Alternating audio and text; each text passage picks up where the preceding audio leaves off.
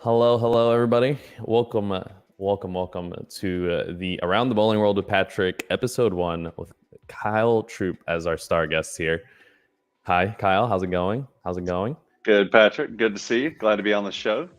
All right. Very befitting of the background that we're using, by the way, because you just spent some time in this bowling center, right? Oh, This yeah. is from Bowl Expo this year, or this last year, I guess, not this year. We're already in 22. So welcome. I know we haven't seen each other. It's literally been about 6 months now, 8 months roughly. Yeah, it's been a few months and a few pairs of sneakers later. That is very true. There is a couple extra pairs of sneakers in there. So kind of let's give a couple minutes here, kind of just see who drops by in at the beginning here. All right. But if you want to start off talking a little bit about yourself, age, all that, talk about how many years on tour you've spent, just to kind of give everybody a little background that who may not know you, which it's kind of hard to not know you. But yeah. So I am the pro with the pro. It is a little travel day here today. We were traveling up to Akron, Ohio. But I'm 30 years old. I'm from Taylorsville, North Carolina. I've been bowling on the PBA Tour. Technically, it says 14 years, but that's when I joined the PBA at 16 years old. But I'd say full-time bowling on tour for about 7 years now.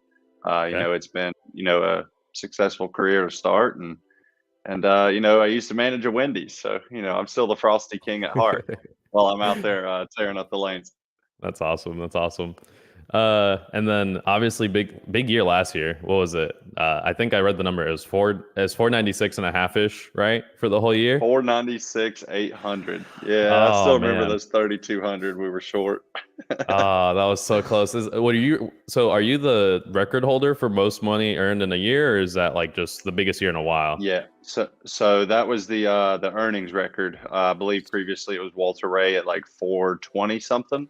Jeez. So was able to surpass that. It was pretty awesome. Got to thank Bolero and the PBA. Having the Players Championship for $250,000, and then Right. winning the playoffs as well. It's not possible without them. So it was a blessing of a year. To set the record. I never really thought that I would have a PBA record, and I Right. definitely wasn't thinking about the money throughout the year. Honestly, I didn't really know what I made. I mean, once I won the Players for 250, the first tournament out of the year, I'm like, well, I guess we're good for the year now. So we'll just roll on house money, so to speak. Yeah, exactly. I mean, you get the ball rolling like that, and you kind of get it going. I mean, it's all house money. It's just like any other tournament. You kind of go in, bowl one squad, cash in on your side pots, cash in on your brackets, kind of lay low from there, and just kind of keep pushing forward with whatever's on top. So I mean, no, yeah, Yeah, we're that's gonna awesome. have to work on the PBA brackets. Get that in the Uh, PBA next year. Imagine, oh Lord, just imagine PBA Yeah. side Oh, pots, high game every game. But imagine can you $20 imagine high the game. tryouts too? Oh boy, $20 high game. I'd be in it, on that. Let's go. that's when the PBA goes back to being like the super old school high scoring paces, where it's like everybody's shooting 279 in every game. Oh man, Yep. imagine you just see like six pairs across, front nine, front nine, front nine. First one to miss is just like Yeah, that'd be a uh scene. that would be a scene. That would be kind of sick though. Imagine the smaller events like regionals. I think regionals at one point. Yeah, so Uh, the regionals still run high game pots, $5 a okay, game. So you still get a little bit of just reading the comments, but yeah, you do get a little bit of action in the PBA regional scene at least. right, yeah, no, that's always good. And then big nomination for 2021 Rookie of the or Player of the Year, not Rookie of the Year. Sorry, I was reading Rookie of the Year stuff earlier. But big nomination for Player of the Year and then winning that. How did that feel? I know that's big for you, especially after last year with all the accomplishments. Oh, most definitely. It was one of my main goals going into the year. I felt like in 2020 I had a pretty good season. Winning 3 titles, making a little bit of a run in the playoffs. And then all the work that I put in leading up to 2021, and to see all the hard work pay off, and win Player of the Year for myself and my family and my fans. It was a special moment for so many more people than just myself. And Right. I got a little one up on my father as well.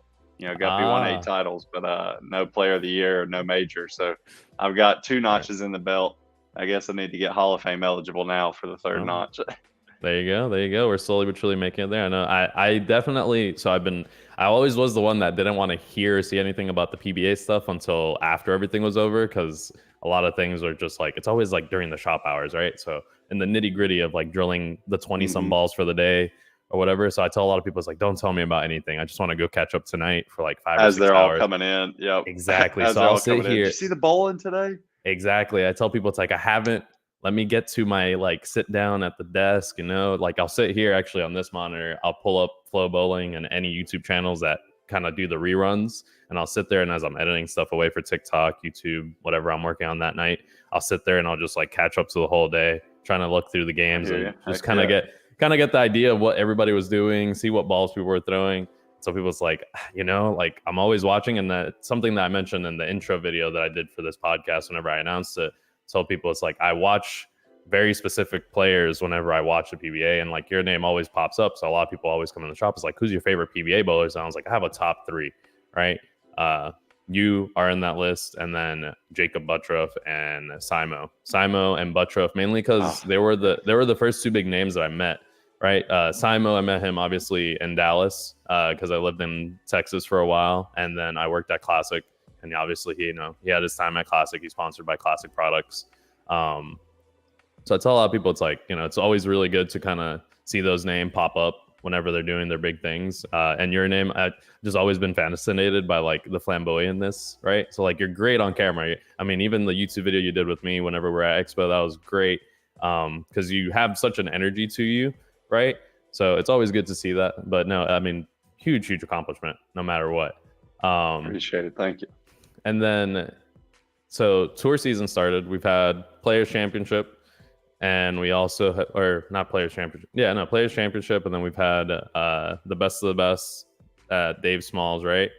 What else am I missing? Yeah, so we had the Players, the U.S. Right. Open, Yep. and then a stop in Jackson and Kokomo. So we've had 4 stops so far. Okay, sweet. And then we were looking at, I know I'm a little bit rusty, but so you made the cut in 3 or 4 so far? So, well, I made the cashers round at the U.S. Open, which was Okay. a huge accomplishment for me. I was 0 for 7 in past U.S. Opens, so I finally got $1 back at the U.S. There you Open, go. which is pretty awesome. But Okay. I didn't make match play, so I mean, I guess that counts as making a cut. But yeah, other than that, I mean, it was a good performance so far. I made the player show, and then bowled my lowest game on TV in probably 3 years. So I got Okay. that out of the way early in the season, and then Right. like an 8th place finish, 24th, and then like 30th at the U.S. Open. So Right. we've made all the cuts. I believe I'm 16th in the points list right now, which the top Right. 16 cut for the playoffs. So yeah, I'm pretty happy about that, especially feeling Right. physically something's kind of been off a little bit, trying to work through some physical kinks out on the national tour can be a little tough. So I'd say Yeah. for me not being, feeling 100%, on the physical side of it, to still have a pretty good performance. It tells me I've been pretty mentally sharp though, at least, and Right. fighting through the rough days, I guess, so to speak. Right. No, that's definitely something a lot of people always ask me about is how do these guys, I mean, what is it, like almost like 12 weeks, 13 weeks back to back of bowling, right? Yeah, pretty much. Yep. And it's not short days, it's not super like late days, but it's also like extremely early days with sometimes late finishes depending on the event. So I tell people it's like, to be able to like go out there, like you have to be mentally really strong, have the right support system behind you. Obviously the physicalities of things, like, I mean, I know I just went through like a bunch of changes with my my so-and-so fit. Obviously being a two-fingered bowler, a lot of people sit there and they're like, well, you can't really mess with your fit much because you're two-fingered. I'm like, a lot of people would. You'd be surprised. Yeah, a lot of people would be surprised. And I tell people it's like my biggest thing last year was I would bowl and my hands would be destroyed, bleeding, the whole nine. Yeah, that's rough. I remember going through that when I was younger. Yeah, and now I just recently taped my fingers up completely. I just said, let me just take the advice that several people have given me. Let me just kind of go for it. So I tell people it's like, there's certain things I make changes for, and it's, kind of the same mentality as people go on tour. Like, I'm sure you guys make last minute changes. I mean, you don't use grips. I know that, right? So, yeah, so my changes, I changed my pitch and my ring finger like a year and a half ago when I was dealing with my hand injury. And honestly, I probably could go back to what it was before because it was more, some physical therapy things that I did that kind of helped out my hand. But Right. yeah, I mean, it's crazy. The guys are always changing fit out on tour. Right. Especially your traditional one-handed bowlers. Right. But the grind. I mean, like this week in Akron, we only bowl 6-game blocks, Mhm. but we're bowling twice a day. So we bowl at 10, we bowl at 5. So you get up early. You got to just get a quick lunch in between. Back at it again. Right. There's a lot of grinding that goes on, before the show and whatnot Right. throughout the week. And, so, having my boy Jesper rooming with me, he kind of, I guess, in a sense, went through what I feel like I'm kind of going through last year, like not really being 100% lined up or locked in, just being the week of the condition or whatnot. And Mhm. he still found a way, to Right. make cuts, top 10 finishes, having a respectful season.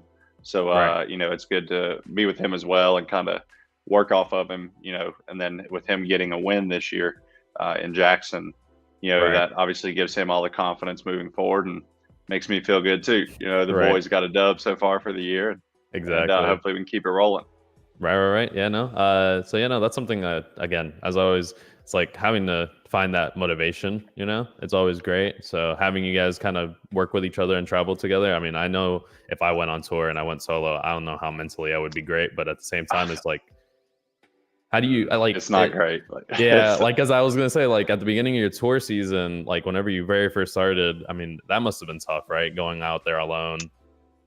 Yeah, I mean, I Obvious. was alone. Like, I was lucky to have like some of the other like regional players. Like, I ran the roads with Connor Pickford for a long time. We bowled a lot of the same stops and traveled together. So, Right. or Nate Garcia, some of the other players from Charlotte. So Right. it's definitely a lot tougher. I've bowled like one of the August tour stops last year and Mhm. like roomed by myself for the weekend. I hate it. Like, I mean, Yeah, because I I, mean, I, I I think about it going in. I'm like, oh, it's gonna be good. I'm gonna just room by myself. I'm gonna take it easy. I'm gonna just sleep, chill, and then I'm like sitting here twiddling my thumbs, like this sucks. right, like So after what, like a always few, nice to have a like good roomie. 6 to 8 games, just kind of go in and be like, okay, well, now I can't like decompress all this stuff. It's like Yep. you get to relax, but you get to thinking, and then you're like, wait a minute, I can't think about this like this. hmm Okay, so quick question here from Spite Face here. What finger pitches do you use in your fingers? Do you know your finger pitches right now? Yeah. So I use 3/8 lateral, so middle finger, 3/8 left, and an 8 away in the middle, and then the ring I use 3/8 lateral or 3/8 to the right and a half away in my ring, and that was more for the hand injury that I faced, but Right. that is without grips as well. So Right. keep That's that in something. mind. I guess my pitches are a little bit different than a lot of the two handers. I guess they need a little more away in their fingers with inserts. I Right. don't Yeah. With inserts, you really end up. know. I never really worked in a pro shop, so So I'm kind so of right. So I talking did. dust. So I haven't experimented in the past with going no grips. So I think it was, oh man, I think 2016 to 17, I did no grips. And I used to use in grips 7/8 reverse on both fingers, and then I was 3/8 lateral both ways. And whenever I switched, I kept the same pitches, and I literally plugged the 6 bowling balls that I drilled. Yeah. Almost immediately after, I was like, yeah, that's not gonna work, because it was Yep. just like it comes off your hand a lot faster. So I get the idea of like the no grips. I have a lot of people that ask me. It's one of those things that I know, like, you probably bubble your fingers a little bit more than most would. Yeah.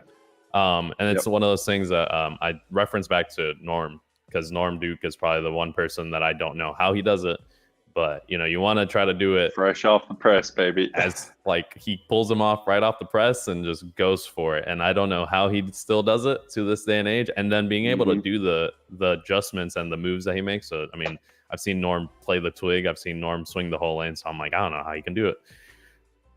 With it just cutting edge holes as well. Right, exactly. So it's like you have to be that much more accurate. And even with no grips and even with the amount of bevel that you use, I've seen, right? It's like you still have to be fairly accurate, and you still have to have a lot more precise like thought process whenever it goes to like letting go of the ball the right way. So I mean, I completely get it. Let's kind of go forward here. Recent partnership. So you have recently been working with Lane Talk some. You're running a couple series of tournaments on there, the Rumble. I know you also did some commercials for the World Series of Bowling Showdown. So let's kind of talk about that. See what your thoughts are on all that. Yeah, so I've been partnered with Lane Talk now for a while, and it's been a great partnership. We've done some cool things in the past, and actually, right now, today is the last day of the Week 6 Kyle Troup Rumble, which was a similar format to the like PBA showdowns in the past. I had weekly cash winners. One of my sponsors each week also like donated 3 random prize giveaways for people that competed. That's awesome. So that was pretty sweet. And I kind of blew my estimates out of the water a little bit as far as participants. Right. We're probably going to come in like probably just shy of 10,000 people for the 6 weeks. And Awesome. we're actually doing a grand finale show next Monday night. And it'll be the 6 winners. They'll bowl for a chance to win 2 airline tickets, 2 tickets to the Masters, get to come out to Vegas, meet me, kind of hang out for the day. Sweet. And sweet. so it's that's pretty cool. And then, like you said, the World Series of Bowling Showdown, a little bit different format. All the Lane Talk contests in the past, it's always been, whoever can shoot the highest score. Which for 2 games, people were popping off 580 like it's their job. So I saw a lot of 590s, 580s in the first showdown ever. Yeah, quite a lot. But with the World Series of Bowling Showdown, you bowl, and it's free to enter. All that you pay is your lineage at your local center. And you bowl your 2 games that you think is going to be closest to the title match of the World Championship at the World Series of Bowling. So it could be 2-0 to 180. So if you bowl 380, and then that's how you win. I believe there's like $5,000 in cash prizes. So it could be anything really. Right. Like so you could be 400 could win. 540 could win. Like exactly 300 could win. I mean, really, the last TV show had some pretty low scores. I mean, what was it? 160 to 160 roughly. Yeah. I bowled 170 to 170 in the players. Exactly. So I tell people, it's like, man, whenever the first showdown came around, or no, what was it? The Rumble, the very first Lane Talk tournament they ran, the Rumble. So I did actually a video because they reached out to me over Instagram, because they had seen my TikTok content going on Instagram as well as on TikTok. And they reached out and said, hey, you should check out the Rumble. I said, oh, what is this? So they kind of gave me the link to the app, and I kind of went through, downloaded it, checked it out. Super awesome thing to kind of have, because like a lot of people most of the time will sit there and ask, like, especially us pro shop guys, they'll sit there and ask and be like, hey, like, how do I keep my scores? Like, they don't sell those books anymore that you could like write down like your scores frame by frame. And I tell people, there's all sorts of different apps. You can just look through your app store, whether you're on Android or on iPhone. And I tell people, it's like, well, there's now Lane Talk, which if your bowling center is partnered with them, it goes through the scoring system, and you can not only just take whatever scores of that day that you go through and select and be able to like claim, but you can also take the whole entire database off of the scoring system of that bowling center since Lane Talk was installed, and basically have all your stats at your fingertips. Did you miss how many 10 pins, how many spares you made, all the split conversions, anything you possibly need to know about your statistical game is in the Lane Talk app. So I did a video about them and just kind of talk about the Rumble. It was something free. I mean, who do you know just takes 50 grand and like puts it on a silver platter and says, here you go, all you have to do is bowl some like games of league or practice games or whatever, and for free. Exactly, for free. Like here's 50 grand, 10K at top, and then however it's split off through the rest of it. And I mean, I told a lot of people, it's like, the people at my bowling center were like asking me, why am I going through and doing that? It's such a waste of time, so on and so forth. And I'm like, I'm bowling 2 or 3 times a week, bowling league, plus the couple games that I bowl for practice. It's like, I just have to hit start and that's it. Forget about it.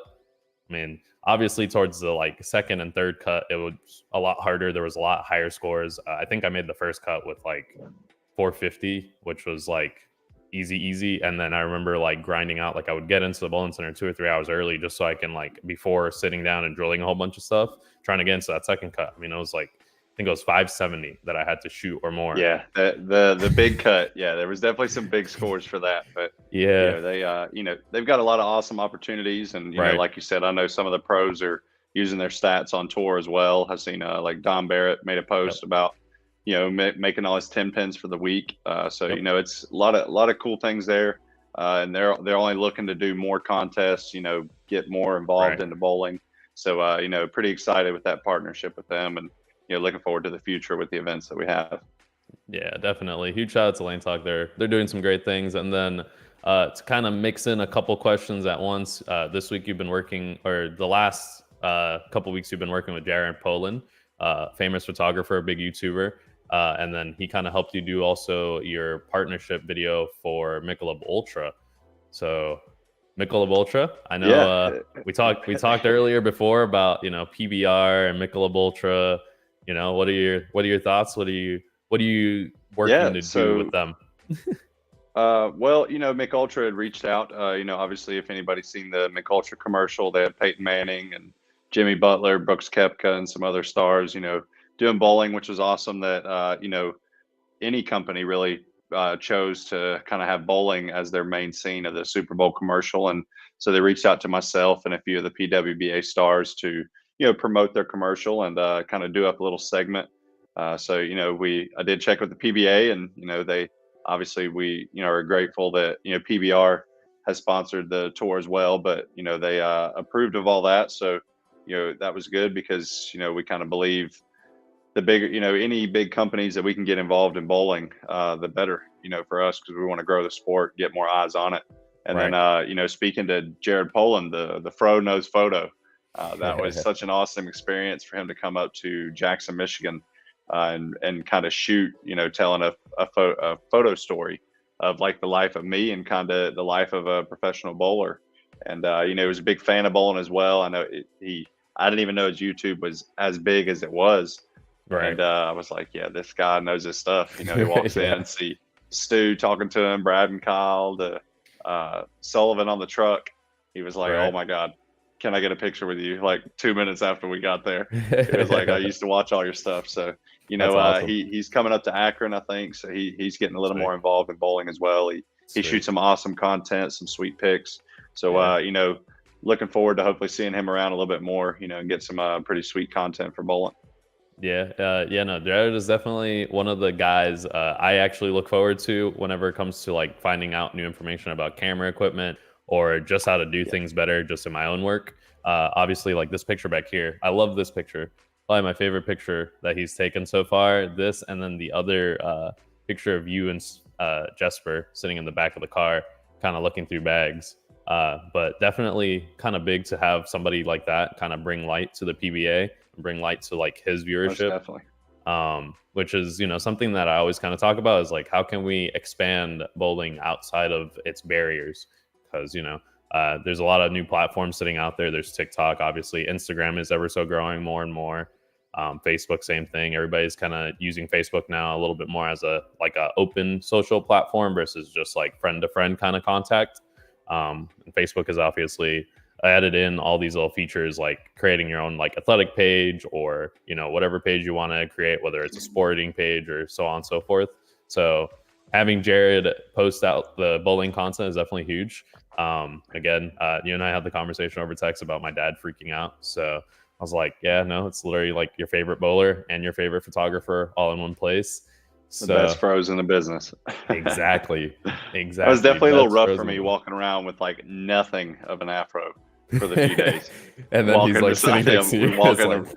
Walk in a restaurant, and it was kind of funny. You know, a couple people came up to the table and they're like, hey, can we get a picture of Jared? Like, we want a picture with him. We're like, oh, heck yeah, let me take it. I got it. Yeah. But no, it was an awesome opportunity for sure. Yeah, he can let you use the camera. Yeah, you get your hands on camera a little bit. Yeah, oh yeah.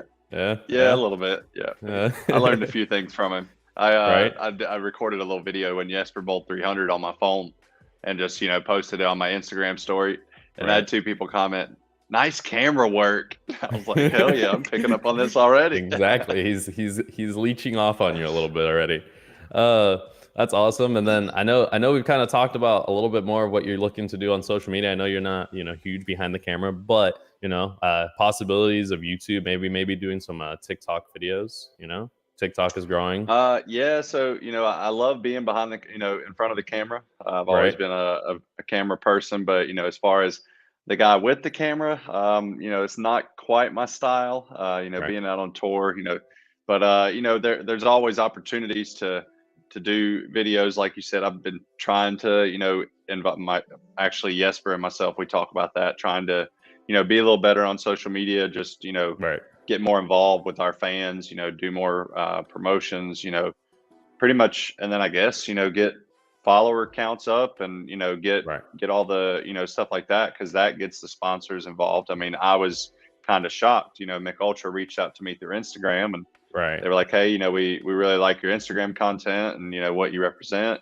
Would you like to be involved with this? And I was like, man, that's pretty Right. cool. Yeah. And make a little money off of Instagram. So, nothing wrong with that. Exactly. Never But bad to make a little bit extra cash on the side, yeah. So, we're still kind of looking into that. But if I'm being honest, I probably don't see a Afro YouTube channel coming right Right. now. But I'll Maybe. definitely be trying to appear in more videos, do some Right. more. I guess I did have the infamous Humpty Dance video that broke the internet for a day. Yeah, Try and just put some more. this Humpty Dance video. Oh Lord, I saw it and I was like, oh, this is about to go viral.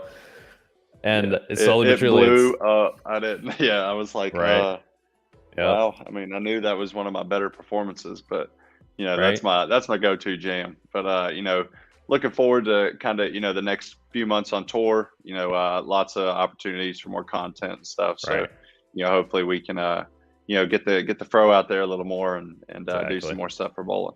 And I know I mentioned it to you last night or yesterday at one point. I said I do need to take a vacation. If I didn't know, if I knew better about Akron, I would probably like try to plan and just come out.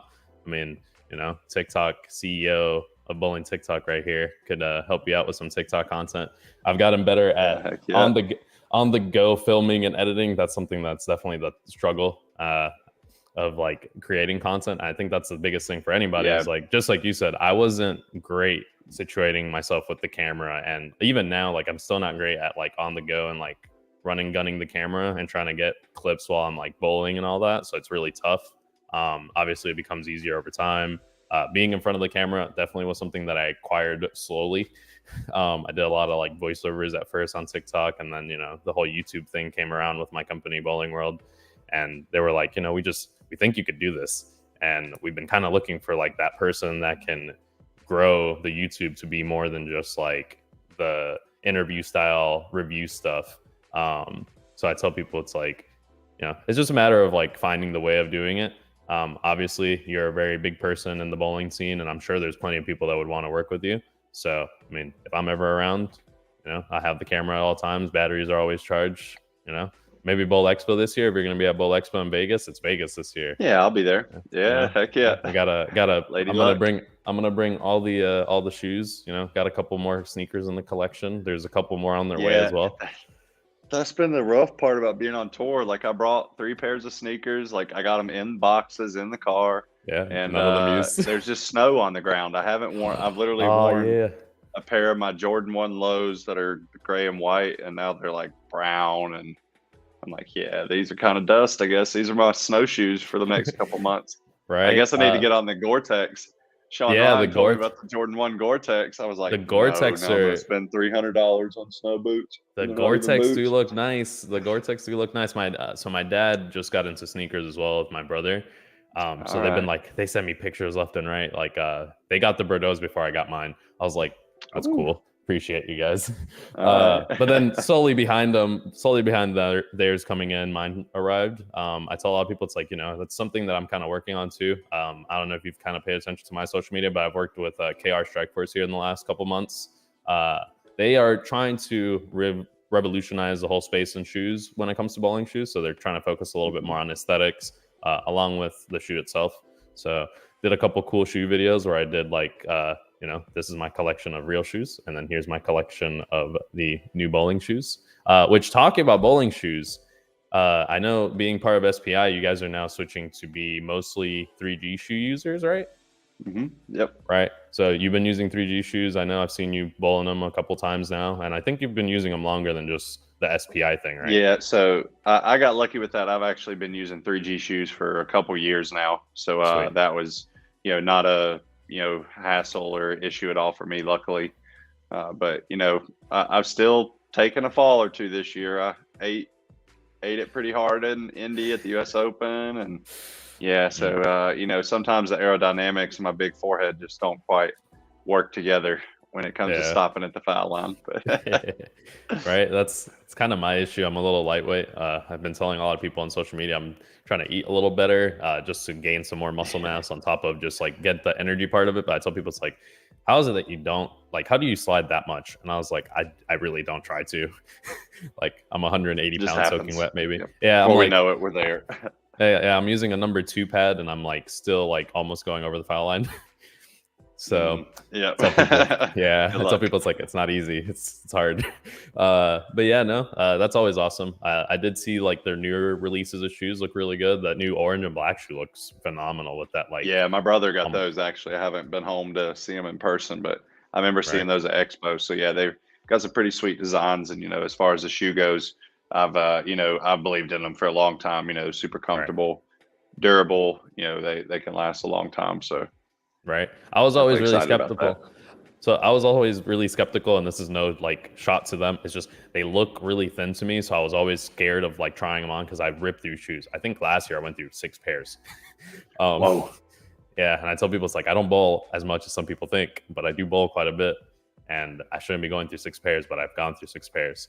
And I tell people it's like I'm afraid of using them just for that, but I tell people the opportunities are always open. I don't know now. I need to like probably ask questions to all my sponsors and be like, hey, so like, what is the situation with me getting more free product from elsewhere? Because I've had the question pop up from all the avenues, obviously, and I tell people it's like I'll try them as long as it falls under like the certain status. Like KR is working with Motive and doing the Motive shoes. And one of the guys called me the other day because I was looking for some marketing info. And he said, hey, so we're going to send you the pair of Motive shoes. And I was like, I can't use those. Like you can send them Yeah. and I can give them away, but I don't think I could actually put those on my feet myself. Might be a little tough. Yeah, might be a little bit tough with my ball brand. But yeah, let's see who's in the chat. Biddle, hello, welcome, what's up? And then Mr. Axel Leopard or Axe Leopard. Maybe Svensson can sing this a Kyle song next. Ooh. Yeah, I mean, we do a little bit of singing on the road. Jesper might have to bust out a karaoke. Might be in Swedish though. Hey, that's But okay. I do listen. Hey, I listen to a little bit of Swedish music, so Right. I don't mind it. Exactly. We'll have to That'd work be on awesome. that. Right. And then just kind of to go through, let's see, I'm trying to think what else is coming up. So I know you mentioned TOC is coming up this next week, right? So big things going on there. So format is 6 games and then 6 games, and then is that 4 days this week, and then So we bowl Tuesday, Wednesday, Thursday, qualifying, cut to the top 24, and then 24 games of match play on Friday, sweet. Thursday evening into Friday, and then Saturday the Hall of Fame dinner, and then the finals on Sunday. Right, and then the pattern has already been announced, or are you guys still in the blank on that one? I don't know. Right, I don't know what we're bowling on. It may have been announced, but we always just kind of check it when we get there, type deal. Right. Fair enough. Because you never know what version it's going to be, what oil's being used. I mean, there's so many variables that the name is kind of irrelevant at this point almost. Right. Fair enough. I guess it's a little more for marketing, right. Because all the other, variables, when you add all those in on tour, then it's like a whole different lane condition. So we'll find out as far as that goes. But then we do have the World Series of Bowling coming up after that. Looking forward to the doubles event. Get to bowl with my boy Jesper. Okay, kind of screwed us. I screwed us on the double show last year, missing a spare. So need to get a little redemption. We're always, super excited to bowl that. I mean, that's pretty much probably the tournament we look forward to the most every year. We get to bowl together, and he's running hot right now. I'm bowling pretty well as well. So we're hoping to have a good week here in Akron because that's the first event of the World Series for like 2 weeks is the doubles. Right. So. And we get individual qualifying and everything. So it's going to be, a good week there. Right. Sweet. I do need whenever I see you again, I need to hope that you're with Jesper. I need some urethane lessons. I'm learning how to throw urethane. I'm going to get back into the tournament scene, urethane more pieces. Surface and hit it harder. Yeah. That's a part that I find hard. It's like, I don't get I can make them hook more without the surface. So I'm assuming I just need to look at it different, but conversation topic for someday. And then talking about lane conditions still, you mentioned lane conditions and all the different variables. And this is a question I get asked a lot in the shop because we live in we're in a bowling center that is very much super heavy lean on both directions, right? So one end of the alley leans extremely left, and then the other end of the alley extremely right, and that also all has to do with topography, obviously. So whenever you guys go out there and you're kind of first checking into the bowling center, how do you like go through and kind of tell the tells of like, you know, what end of the alley is going to do what? Do you have like a game plan that you put in? Well, normally, like as we bowl practice session, the reps kind of figure that out as they're going across the house watching. But Right. what I'd like to do, I'll ask the center, what lanes do they normally use for league? What lanes do they use for league play? Because if there's a certain section of the house that gets bowled on way more, then they're probably gonna hook a little earlier, be a little tighter down lane versus, or kind of ask if, how old are the lanes?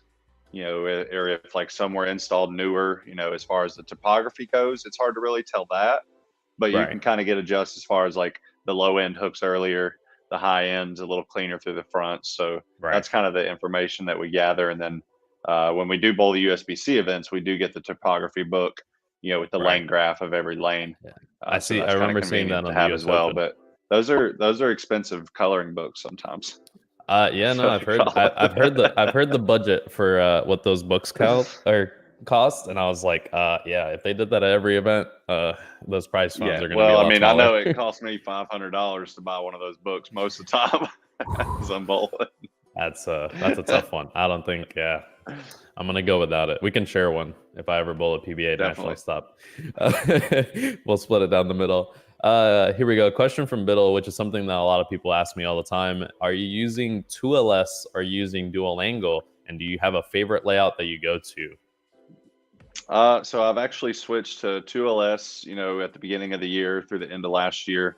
But I do not really have a favorite layout. We're Right. kind of, now that I'm on tour and I'm getting to bowl on multiple conditions and start to learn what adjusting certain numbers does to the ball reaction, and as I'm out here drilling some different layouts, starting to really figure out what are the best ones that work for me, which ones don't quite work so well.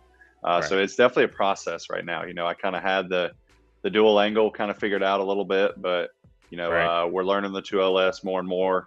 And I Right. think after I kind of get through with the tour season, I can kind of go back and look and see what worked well, what didn't work well, and kind of put all the pieces and numbers together and kind of come Right. up with a, I guess a favorite layout or, a few layouts that I would like to use.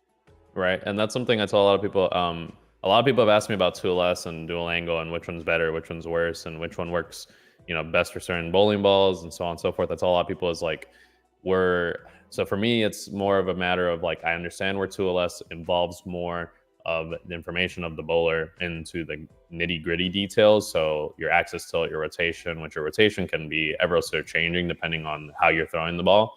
But I tell Yeah. people is most of the time it's mainly about your tilt, your speed, your rev rate, and trying to base that off of what your positive axis point is. In the last couple of videos that I've done reviewing the last few balls that I have, I've talked about how I'm working with Brian Buckosh, who's a core designer at Brunswick, and kind of understanding layouts better for my tilt. I have what most people would consider a normal tilt. It looks like I spin the ball off my hand. I tell people I really don't. Like I'm just behind the ball and I turn it a lot. But that's mostly an axis rotation that I'm turning at non-axis tilt. My tilt's 10 degrees, and I tell people it's just a matter of understanding how to swing all these numbers with that number appropriately. And I've Mm-hmm. definitely noticed something different with the last few balls that I've drilled, and I'm even like considering like I have a stash of the important pieces from last year, and then there's a few older pieces that I have hidden away. I tell a lot of people it's one of those things. I'm probably going to go back into the stash, drill a couple of the like really good pieces whenever I did like my normal dual angle layouts and kind of implement some of the ideology behind the newer stuff. Whenever we saw 2LS at Bowl Expo last year, a lot of people asked me a lot of questions. I was like, I know a lot of this already. And I knew it because of the fact that I kind of spent some time doing my own research on how things could be different. And then obviously Alex Hoskins made it kind of like an easier job with Guru. the whole the guru, man. That guy, every single time I talk to him, it's like I could probably sit there for 2 hours and not get enough out of him. But yeah, no, it's one of those things that you kind of just have to figure out all those different things. It's one of those things that I'm working with a few people to kind of help bowlers more. Like, I don't know if you've looked into 10-Pin Toolkit yet, but that's another app that's popping up a Yeah, lot. yep. Yeah. He's working on some Familiar big with that. things here. Yeah, he's, it's an app. It's like a training center app on your phone.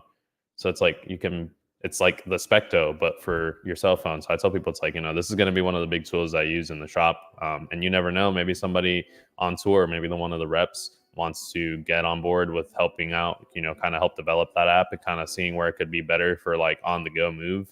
It is a bit of a setup process to be able to use it and be able to tell like what certain things are doing, or like being able to set it up to do the certain functionalities that it does. But something that we learn as we go, kind of thing. But yeah, no. And let's kind of go through. Let's a couple more questions here. Mr. Leopard here. Top 3 bowling balls out of both Storm and Brunswick. Okay, both answer. So I'll let you go first. Top 3 balls. All right. Oh, top 3 balls for Storm. I'd have to say probably the Spectre has been pretty hot right now. That's been a good one for us, a symmetric pearl. I know you're putting me on the spot as I think about them, like, because I think about what I've been throwing. I mean, Right. I'm a huge fan of the Idol Helios. Right. I guess with Storm it could as much, but right. I guess that could kind of break down into all 3 of the brands. Just the Storm. Yeah. Yeah. If we just did just Storm, that's balls, that's a lot tougher just to narrow it down to the one specific brand. But I feel like for SPI, the top 3, I know there's one that you threw a lot last year. Yeah. Idle Synergy or a Rubicon or UC2. Like, there was a few of those pieces, but I actually just drilled a fresh Synergy last week. So, we got a freshie on tour. Yep. We're just on tour or just in time for the major. But yeah, I mean, and then the Phase 4 seems pretty sweet. A lot of guys are kind of using that in the middle games of transition, really handling the transition well. And then looking forward to this new Rotogrip gem that's coming out. I've seen a lot of good stuff about that. So, I started seeing the videos that we kind of get to throw on tour. Right. I started seeing the videos of the gem out of nowhere. I was like, I didn't see the announcement or anything because I keep up with social media obviously really well. But I sit there and I'm like, what is this gem? Where did this come from? Didn't see the announcement from them, and I was like, wait a minute. And then kind of had to go back through, and I was like, wait a minute, this okay. Big ball, another big ball out of Road Grip, which I feel like whenever we see a lot of big balls on tour and off a tour, we see a lot of mixed emotions, right? So whenever I see a big ball, I see them on the house shot. So I see a little bit more hook, stop, roll kind of thing where, definitely.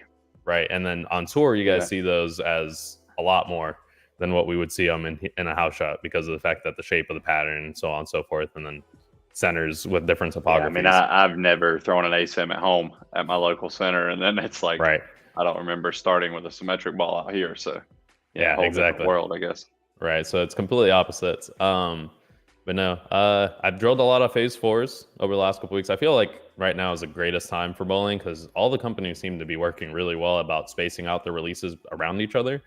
Storm is kind of in between releases with Brunswick's 7 brands. So everybody's kind of like step forward, like everybody's like step-by-step releasing stuff instead of it being all at once. So I've drilled a couple of those. My favorite balls, oh man, that's really tough because I tell a lot of people there's no favorite. Mainly because I haven't been bowling as much the last couple of years. I've been focusing really again in the shop. So I tell people it's like, if I had to say my favorites since the situation with Brunswick and EBI merging, the Outlook Solid is in my top 3 for sure. It's a really underrated ball that a lot of people didn't look at last year. One that as much as people think that is completely top of the line rated, the Prism Warp Hybrid was one that a lot of people overlooked. But then on tour, I saw a lot of play because I saw it on tour a bunch. And then probably my hands down favorite that just was released would be the Game Breaker 4 Pearl. That ball has pulled me out of some sketchy situations. Seeing that ball go down the lane a lot. Yep. Yeah, exactly. So that ball pulled me out of a couple of situations here in the last few weeks. We had a singles tournament out here, and I haven't been really bowling any tournaments, so the lanes broke down a little differently than what we do in league. A few people throwing urethane, a few people, and it's all house shots. So it's like a few people throwing urethane, a few people throwing, the duller surfaces. And I'm like, okay, well, how do I get through all this? And I just kind of mixed bag here. Exactly. I got a mixed bag of like all the new stuff. And I just kind of said, okay, well, let's see what this ball does. And after struggling for 2 games of ball reaction, I pulled it out and then slammed the 290 to be able to make a cut. And then lost my first match. The guy caught red hot on fire, just going front five first game and second game on me. So a little bit tough there. All But right, yeah. those are probably my top 3 balls. Outlook Solid, Prism Warp Hybrid, and then the Game Breaker 4 Pro, which, it's just Game Breaker series. Shocker. That ball. Hard to say no there. Exactly. And then, it's been a really good year. Obviously, you had awesome year. Congrats, and I'm really proud of you. And as always, Thank you. getting to talk to you here and there, whether it's about shoes or whether it's about what's going on in life, it's always good to see you're doing good. Obviously, it's going to be another long year. Try to grind out for the Player of the Year again. Maybe we go for a back-to-back. Yeah. Yeah, we got a little work to do. Belmo's red hot already this year, but plenty of season left. I was gonna say, have you run into his pairs during? Because you play the lanes a not little very differently. much. I've been lucky to avoid most of his pairs. We've been on, either bowling different squads or, just completely opposite ends of the house. Right. So that's always a factor though. If you catch his starting pair, you're right. fucked. Like, that's always you're pretty screwed. Like, it's like, I don't know why, but everybody in my house thinks I'm the high, I'm the high lefty red bowler. I'm like, am I? I don't know. There's a couple other lefties that have some hand in my house, but I guess I'm the one that plays the most inside, and I'm also going. I'm the one that goes over all the right-handers fronts. So I tell people, it's like, I don't know. I feel like I don't change the lanes that much, and then I'm standing up against the ball return game 2 on the left side. Yeah. On the left side out of all Sounds things. like tort. Oh, it's a blast. It's a blast. I'm gonna enjoy bowling on some patterns this year. I think that's all we've got. Any messages that you want to give everybody watching or anybody that might watch this later on in the future? When it comes to kind of going for their own goals, whether it's bowling a better average in league or just doing some things physically better, or if they want to pursue the tour life. A lot of people this year have asked, what does it take? So what are your thoughts? Yeah, as far as chasing the, I guess, dream of, bowling on tour and, wanting to do that, it takes a lot of patience. It's a long grind, like we've talked about. And if you come out and you're new to the tour, you want to be like a sponge, take every advantage of the opportunity of being out there competing against the best bowlers in the world. If you take a punch to the mouth, that's okay. I still got all my teeth and I was getting knocked out pretty good. But when you're out there, there's so much that you can learn that, right. You don't want to waste the opportunity by frying out or getting upset with yourself. And then as far as, just pursuing, better bowling, whatever it is, and, trying to get your average up. One of the best things my father always said, and I say it all the time, is have fun with it. We're blessed with the opportunity to be able to bowl, whether it's, bowl league with your friends or your family. Bowling can be a very frustrating game. So, trying to make the most of it, have a lot of fun. That definitely kind of helped me just enjoy the game, enjoy the moment of bowling a little bit more versus chasing score or, right. Chasing a tournament win. If I just go out there, bowl, enjoy what I'm doing, even when I'm bowling bad, I try to have a laugh or, find something positive or, something's going to cheer me up. And lastly, be the best you can be, on and off the lanes. I feel like that's, something that my mother told me, some of the last words that she actually said. And, I think that goes a long ways, whether you're bowling or, in life in general, be the best version of yourself. And, I think opportunities will arise and, give you the best chance to succeed in whatever you're trying to do. Right. Yeah, no. And that's kind of along the same lines that I would give people. A lot of people ask me, how do you become better? And it's like, you just got to absorb. If somebody's telling you something, they're not telling it to you for a reason. Obviously, for, let's say in my case here, I bowl a lot of league right now and not a lot of tournaments. And I tell a lot of people that bowl league around me, it's like, if somebody's giving you advice, and I tell a lot of people, I never will walk up to you and give you advice right into your face whenever you're middle bowling. It's not respectful in that sense. And I let people walk up to me and tell me, what's going on, or, kind of approach me. Tell people, it's like, I will take the advice if somebody walks up to me, but I'll never go up to somebody. So I tell people, it's like, if you're seeing people do something different, or you see somebody make an adjustment that you didn't kind of expect them to make, why aren't you doing it? So I tell people, it's like, if I were on tour, I would probably keep my eyes extremely peeled forward and a lot of open ears, because that's something that I kind of have learned just from having the friends that participate on the tour. You know, there's the Lavery brothers that I talk to on a frequent basis. You know, I talk to all the reps. So Mike Dole, which I'm sure you know, and then a bunch of other guys that are on tour. I just kind of reach out here and there and be like, hey, I'm looking for, you know, advice. A lot of physicality things have been pointed out with me, and it's mostly just that for me. So I tell people, it's like, you know, take the advice that people are giving, and don't look at it always in a bad thing. You know, some people are going to give you advice and that might work for you, and then it might just absolutely not. And at that point, again, just have fun with it. You know, whenever I'm bowling bad, I make sure that if I'm doing something correct at one point or another, whenever I'm bowling bad, I go ahead and celebrate it, pat on the back, you know, smack out the ones that you can smack out whenever you make those spares. Yeah. I definitely have kneeled down to a lot of spares this year. A lot of 7 pins missed in my last couple weeks. So a lot of people is like, you know, just have fun with it. Kyle hit it on the nail. But yeah, no, Kyle, thank you very much for participating. Always a good talk. And yeah, to everybody watching, thank you very much. This was episode 1 again of Around the Bowling World with Patrick. And if you guys had any questions, leave them in the comment section right here, or whenever this video actually goes live onto YouTube as a past broadcast. Go ahead and leave a comment there if you want to ask any questions. Make sure you guys follow on Kyle on social media. I believe it's Kyle_Troup on Instagram. And then there's it's Afrofish on Facebook, correct? Yep, or Kyle Troup page. Right. Kyle Troup page for my athlete page on Facebook. And there you go. And there we go. Yeah, brother. Yeah. Thanks for having me on, man. I really enjoyed being on the show. No. You know, wish you the best of luck and, you know, the most success with this channel and everything you do. And hopefully we'll cross paths on the road. If not before Expo, definitely there. Yeah, no, for sure. I'll have to, maybe I'll hit you up. There's a couple tournaments here that you might be interested in bowling. You never know. All right. Yeah. Maybe if time comes. All right. Thank you guys for watching. Appreciate it once again. Thanks, Kyle. As always, peace out, guys.